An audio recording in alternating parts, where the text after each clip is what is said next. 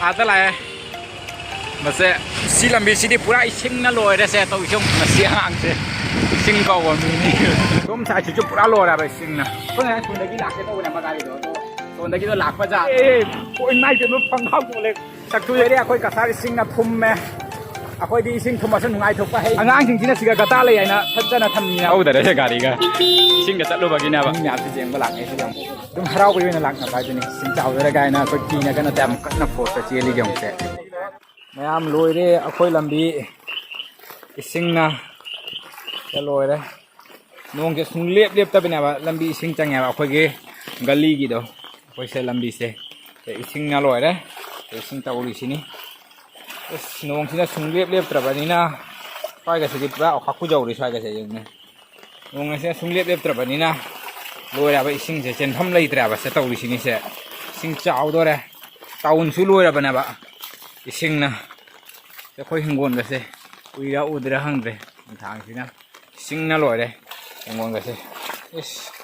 पाई गसे जोंने इस लोरे लोरे नोंग के तारे से जोंगा लेप लेप तभी नोंग से तौरी से जों से तौरी जों लेप लेप तभी अब नोंग से अयुक तक की तारे में से कंटिन्यू The next day. लाए आता लाए मसे स्टेशन दगी थोड़ा अब आई मपान दुम लेरे नोंग सिना दियोंने दुम ताना लेरे ने कंटिन्यू तुम तान लेबनी नोंग से इस लोरे लोरे नोंग ना अखोई सिगा सीनी से मसे अगा के लाक पकड़ी नोंग इसिंग जाको मता तारा बड़ी का मसे या सी लंबी का इसिंग थुमा में से तौरी सिनी मा लाक पकड़ी इसिंग चावल तो ओयबा माई सुती लाक से तौरी से जोंगे इसिंग तनी इसिंग कोन का से इसिंग ना लोरे लोरे मतेक इसिंग स्वाई का से चंग सिन या तौरी सिनी ने इसिंग तनी सी लंबी सी पूरा इसिंग ना लोरे से तो इसिंग खाक जाम के दोनी तौरी से पूरा आवाज जखरे से अखोई कसार इसिंग ना लोरे इको लाइव फोन देगा जों इसिंग जाम जाम खरनो मैं हम चोक ना लोय रे नोंग से किता बैला ते लाइ से मनंग दा मसी हांग से इसिंग का वो मिनी वो वाला को पतिंग इसिंग चाव बाय से ओरे नसाई थोरकपदा कनो तौदबना बा आइदी नोंग से खरा फरुरा बा अदुना आई कनो से पुरक्तबा रेनको चु पक्तरे अदुगा करी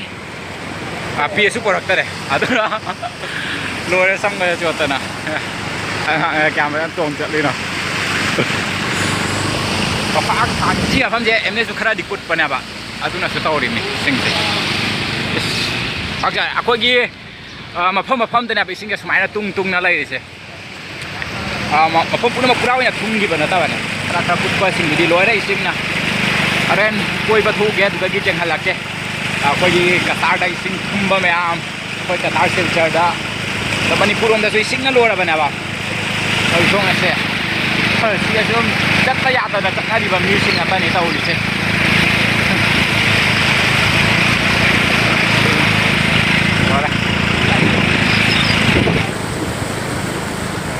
इसिंग मने जाम लिरक मने खजा जरुदि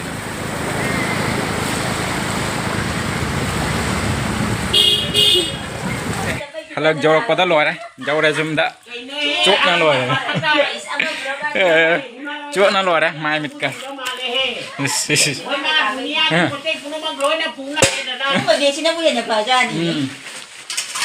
nga la hora ba mang ko be kinil moni phone tra mi ha iren ko lo oh pare kam por ai ba mai gi po chei mi ane phana bu jami ne is jami he ma'am हजिक से अखोई इसिंग जेंग बचली ने अखोई town अखोई ngasai lakpa do ngasai lakpa lambi du इसिंग ना लोरे ना तो अखोई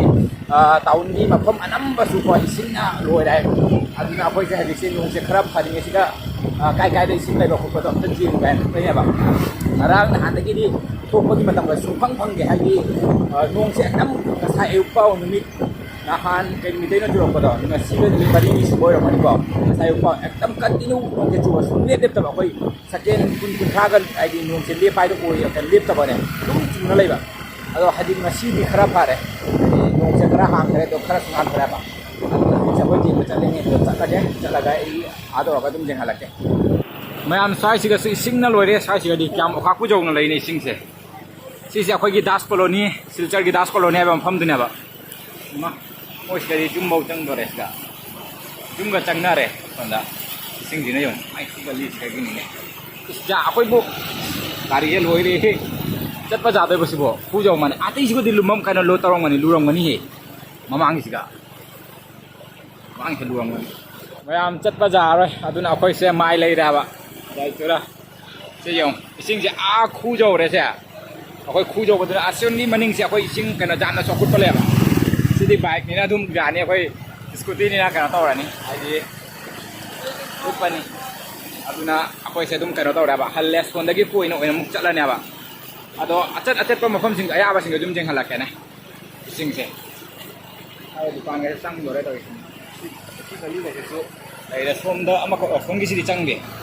si ma pham je khara chuput pani aduna tawre mi jong sing se mayam si sina khoi gi rang khali adu adani ado siga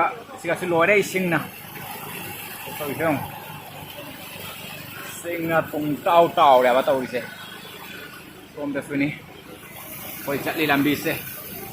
nung asi baro gi doi nung hang gi badai ne son gi sai si di khara kang thare ado son ma pan si di lore sing na siga se to jong con cái sơn xí đi lùi đấy he, mà thế, sinh sơn cứ ra mà mình còn đi sinh, ô mà mang nó mà chín đã lùi đấy mẹ mà chín đã, sao tôi xin làm thế nào u cái đấy, xin mà taxi đi khá hoàng mà đi na phải nó tàu đấy, sơn mà chín đã dùng lùi đấy, coi gì xin á, cái nó này cái này national highway point này, lùi đấy sẽ cái gì dùng sinh sinh, không được cái gì som sai chu pura lo ra ba sing na som sai che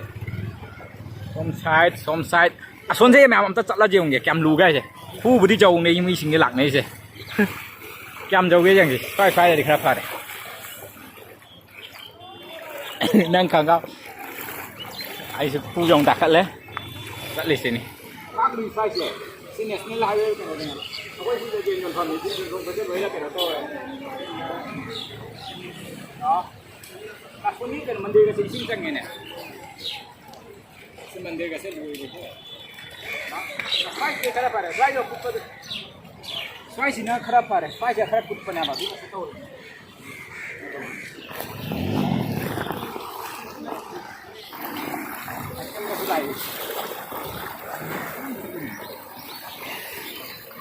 स्वाई को माल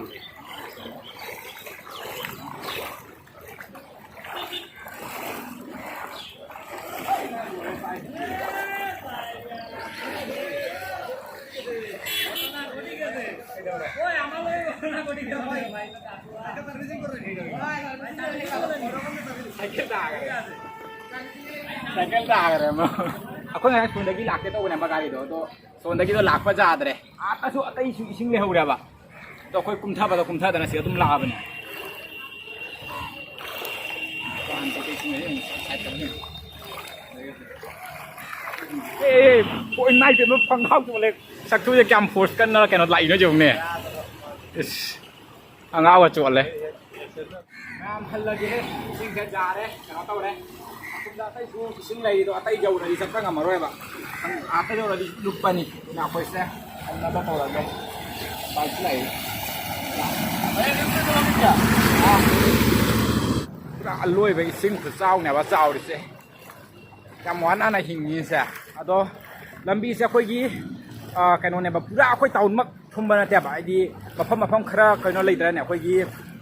ครากุดป้าอีสิงจันทำเลยแต่บ้าสิงเจอาศัยสิงสิกันเนี่ยบ้านจำเนี่ยเฮลิเสียอาศัยสิงจะกันโน่นตัวบ้าสิงอยู่ดีนงคราไอ้ดีตาแต่เนี่ยจันทำเลยแต่เนี่ยคราตุ้งเชลแล้วก็ไอ้นงหางตุ้งผูกไข่มาปุ้งมุกอ่างก็ได้ตุ้งพอแก่แบบ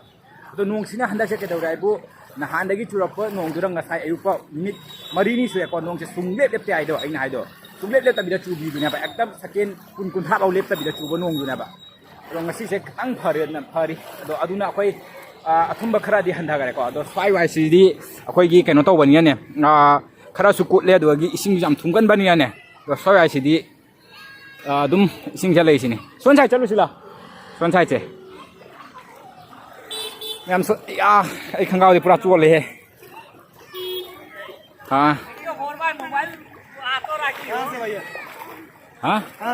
हम यही से हाँ क्या नहीं नहीं मैं आप माई पीबा इस फोर्स से कल आई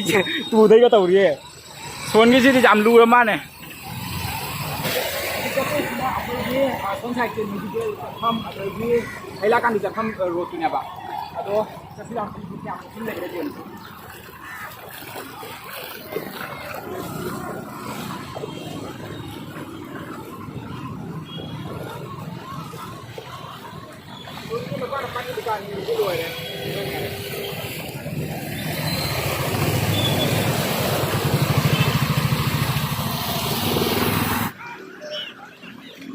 अदो मैम स्वाई से अखोई मेडिकल चटफम अखोई से हैला कांदी से चटफम अखोई हजिक चली से असीसीदी अखोई कनो तौजाबा इसिंग थोइना दुजाम हेंजन लैते अखोई सिगी चांगसे स्वाई बाउ दुम लैयाबा असोनगी साइड तुनेबा जामना अखोई नेशनल हाईवे सोनगी दो अदु दिनाबा जामना इसिंग लैसे गाड़ी सिंग जो नंबर जाबरा ने गाड़ी मजा चलीसे लोइरे अखोई कसार सिंग ना थुम में अखोई दी सिंग थुमसन नुंगाई थोपा है अदुना कोइबा लाइने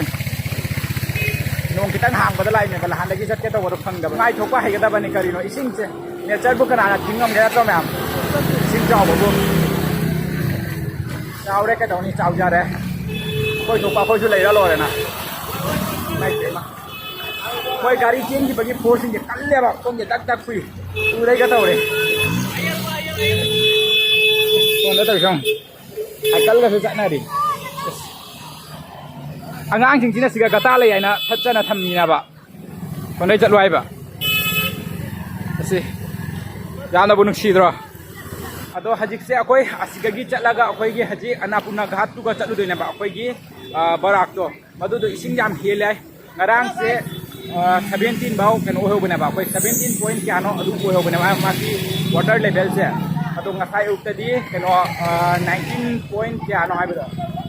19 पॉइंट क्यानो अकोई इसिंग कनो दो लेयो ngasai भाव 19 point Keanu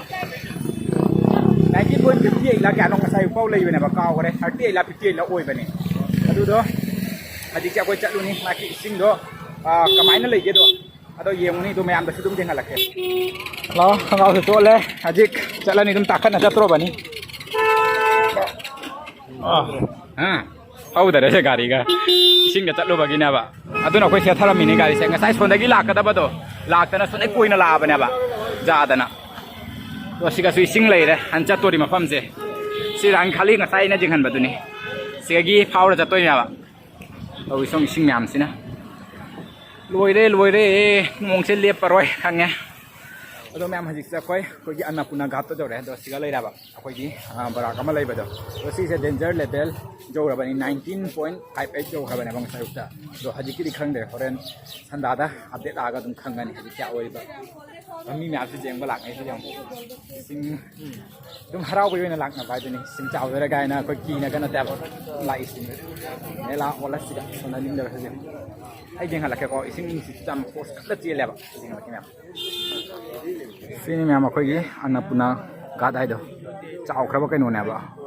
se ising je kam kan na force chi li jong se force kan mani sing chi li se se camera da ubdai phajana khang je se phajana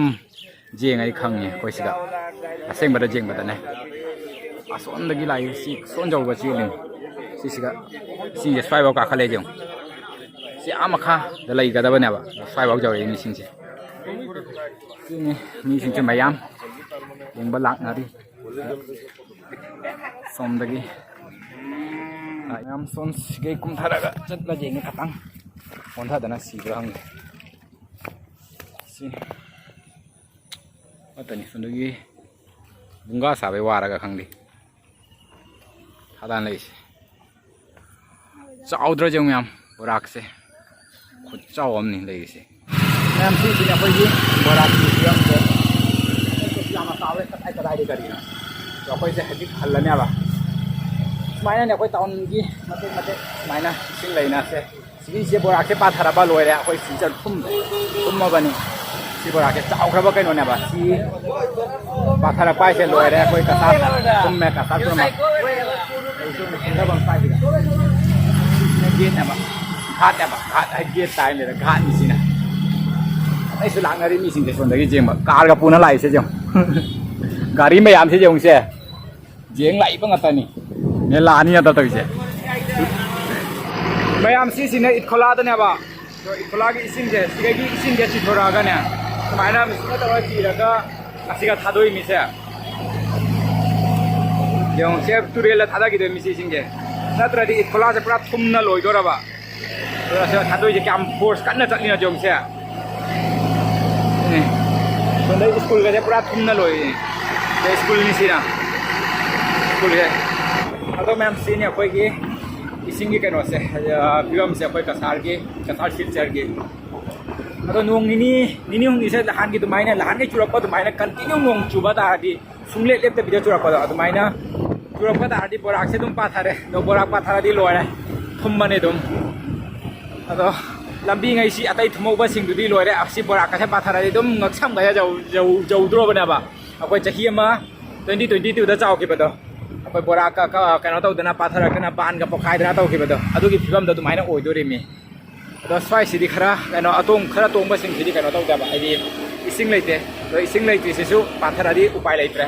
लोइना लेद्रोबनि बाइगै पुनमक्ता तो ma'am फरे ngasiगी स्वाइदा सुंलो सलागे तो ma'am video से नुंगाइ बिरगदि like share अमदि subscribe तौबिरामो तो मथंगी video दम थेंगरसे